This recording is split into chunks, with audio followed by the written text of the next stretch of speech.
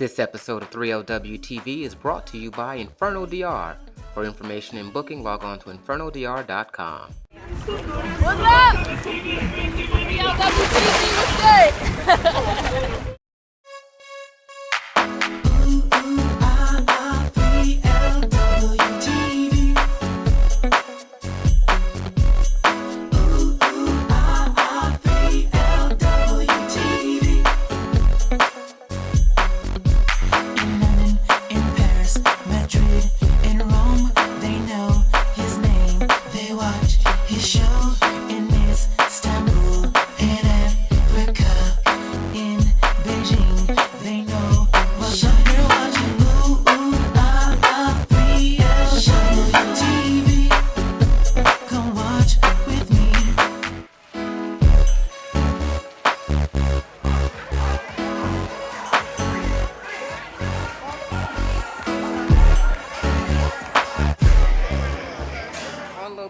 At Inferno DR, I'm Lonell Williams, hanging out with my girl Zakira, one of the big promoters. You were very influential in getting a lot of the women out this year. So you haven't been disappointed? I have not been disappointed. We've been having a fabulous time partying up with the boys.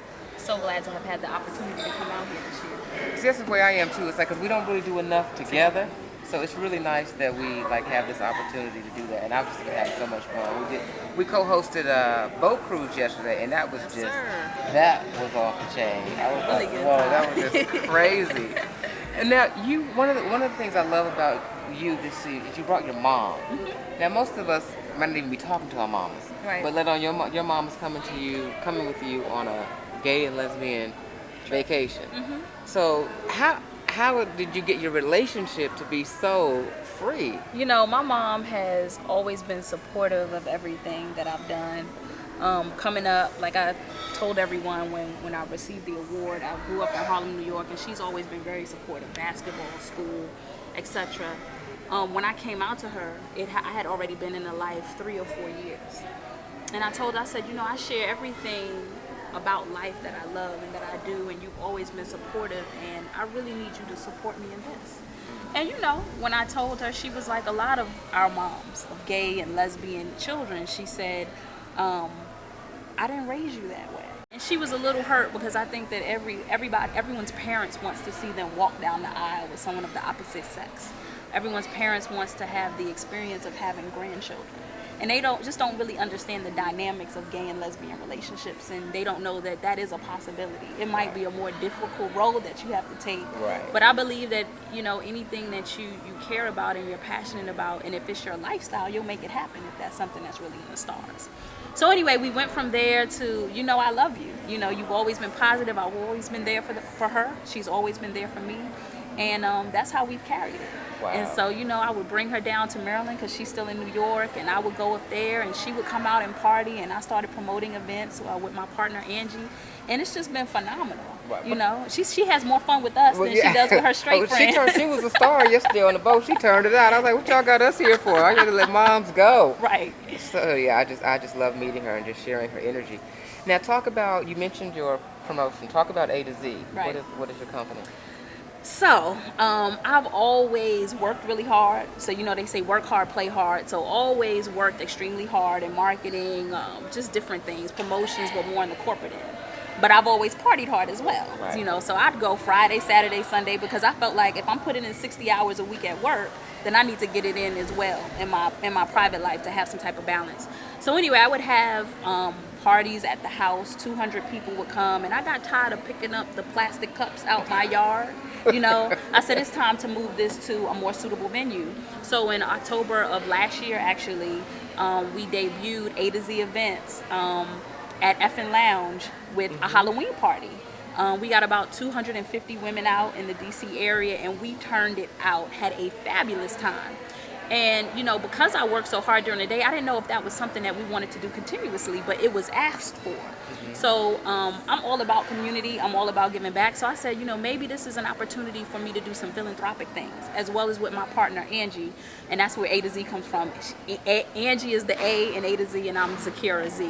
So anyway, yeah, we just started having events once a month at Effin' Lounge and Lace and Did some work with Alsora, and you covered that event as well, the White Attire Yes. Fair in July. And it's been a success since. We've been able to give away a few $1,000s to That's amazing. various organizations. And we're about doing different things, Right. you know? Which is why I wanted to promote this trip along with Inferno, because I saw what they were doing for the women, Right. you know?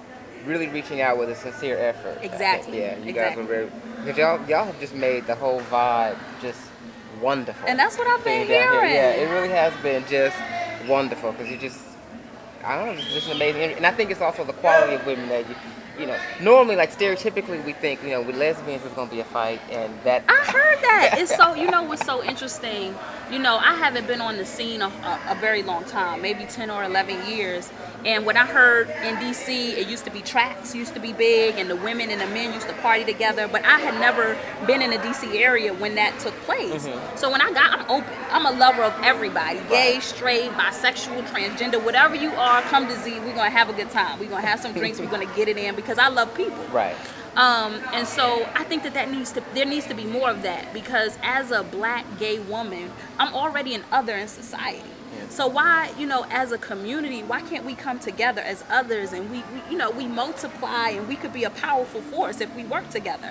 And I'm a true believer in that, you know, and we have a good time We together. do have a good time. So It's crazy because, like you touched on this briefly about the subcultures within the subculture, and we have all these, like with the guys, it's, you know, it's the tops, the bottoms, the masculine men, the feminine men, and you guys have a whole set of labels oh too. yeah, we got the lipstick lesbians, we got the femmes, we have aggressive femmes, we have soft doms, we have dom, we have butch, then we have transgender, where you know, you just become a man. So we have all of those different subcategories, if you will. Well, now you mentioned 3 in the femme side, so I'm trying. You said lipstick, lesbian, femme, and aggressive femme. Now, Right. now I don't know the difference. I would between those. almost be considered an aggressive femme, whereas in some people might look at me as being androgynous, in that I could put on some pumps. You saw me at the White Attire. Right.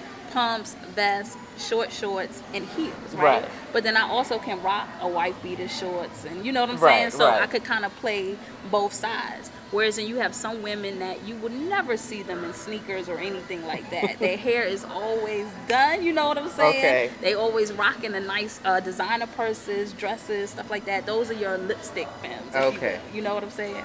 And then your femmes is just your everyday. If you see a straight or a heterosexual woman, that everyday woman that goes to work, she wears her pump. She, you know, when she's home, she's comfortable, but she's just a feminine woman. You won't see her masculine ever. Okay. Now, also on the other side of that, the studs. Now, I interviewed a girl, Tia, who's been on my show a couple times out of St. Louis. She was saying that they were calling her a soft stud as opposed to a stud, and I couldn't. She was trying to explain it to me, and I was like, "Girl, y'all worse It's a than we are with look, that." yeah. I mean, a soft stud, she can give you androgynous, but she's still a stud. Like, you probably would never see her really in a dress, but a very soft kind of look. You know Okay. how sometimes you look at a woman and she may look like a man, and you go, oh, she's trying to be a man. Your soft stud might blow her hair out. You know, she may wear a V-neck sweater, but you will always know that she's a woman. Okay. But she's a woman with some masculine tendencies in her, that's why we would call her a stud, a soft stud.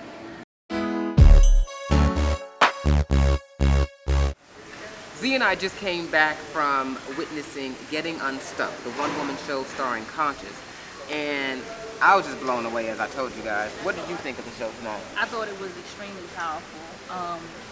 You know, it impacted me on so many different levels. You know, being a lesbian, being, you know, in the city, running with my sister in the 80s when the drug epidemic was at its peak. And kind of relating the fact that she's around my sister's age, that 46 age range, and seeing what my sister and my mom went through, having to experience what came as a result of my sister using drugs, you know. And then the second most impactful piece for me was that lesbians don't know that we can contract the virus Right. from one another. You know, it's the exchange of bodily fluid, and this play was so powerful because she told you exactly how Right, you contract. exactly how it was, and it wasn't even that it was graphic, but it was in your face, but it wasn't offensive. Right. To me, it wasn't. I was like, whoa, because it was very powerful, very Right. educating. Now you do some work in the whole HIV/AIDS. Yes. Tell us a little bit about that. I work with an organization called Alsora based out of Washington, D.C., and we put together a social and health marketing campaign that runs for about 7 months. And then we host an event called the White Attire Affair. Yes, they know. Right, that They've Lionel been twice. covered, exactly. And it's all about the celebration of life.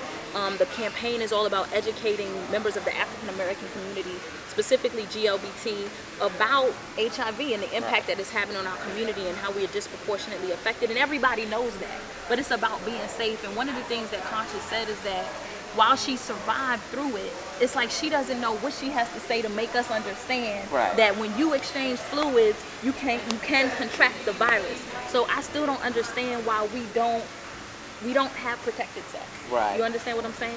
Do women in general, do you guys have conversations with your partners about STDs before having sex? You know, I can't say that we do. I've had conversations with women that say, you know, I'll go get tested with my partner.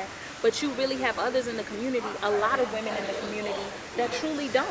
You know, we don't wear, you know, finger condoms. We don't use dental dam. You know, people will say just like condoms, like it doesn't feel the same way. But seeing that play really brings it full focus into reality. Like you can catch it. You can catch the disease by fingering a young woman. I don't want to get too graphic, by fingering a woman and having a cut or breaking a membrane. You can pass it that way.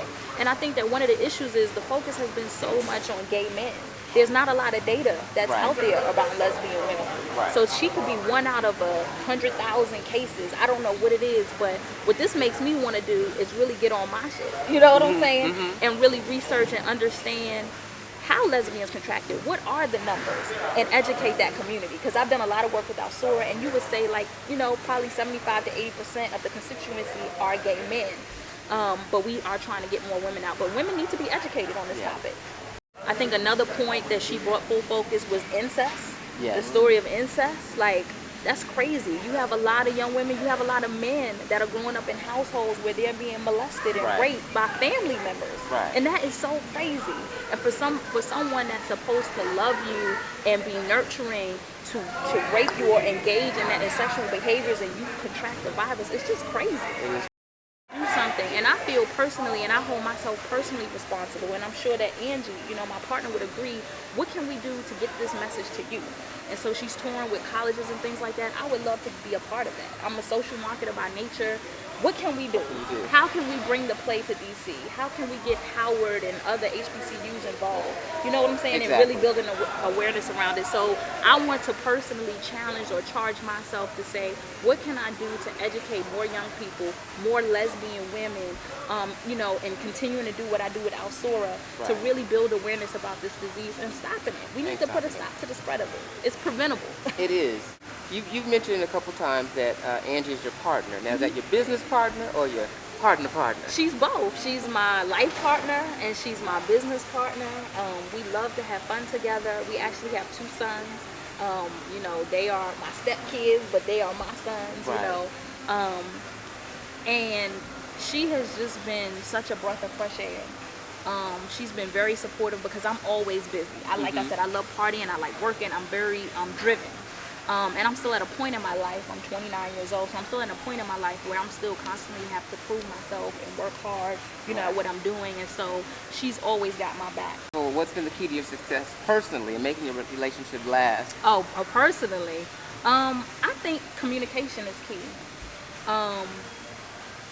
Communication, just honesty, being real with one another. Because, you know, at the end of the day, there's no perfect relationship. And I've come to find that there's always going to be something, but if you can talk through it and relate to one another, I think that that's what makes relationships successful and flourish. And if you can't, you know, you have to set standards as well. So I know that I have a threshold. You know, there are certain things that I say, if this happens or if this goes down, I definitely have to walk away. And you have to know what your threshold is. But, you know, with Angie and I, we're able to talk, we're able to relate to one another. And I think that as long as the communication is there, and it's honest and open. And open, I think that, you know, relationships do work. Well, you guys, I mean, when I'm just watching you just interact on the boat cruise yesterday, and just the whole weekend, it's truly, you know, there's definitely, the energy is fire, though. It's fire, and well, both of y'all are very... keep burning. And both of you very easy on the eye, just beautiful ladies, just inside and out. Thank you. I want to thank you for finally sitting down with me on 3LW TV and giving us a little bit of the women's perspective. Oh So yes, and anytime, Oh. anytime. I'm gonna take you up on that. Okay, okay. Thank you guys for tuning in to 3LW TV, Inferno DR, Yes, Dominican yes. Republic. We have done this big time. You ready for the beach party? Oh yes. Oh yeah. I gotta get into my nice cute sweat. Turn the party out. We love you. We appreciate you. We thank the Creator for you. Always stand in your light.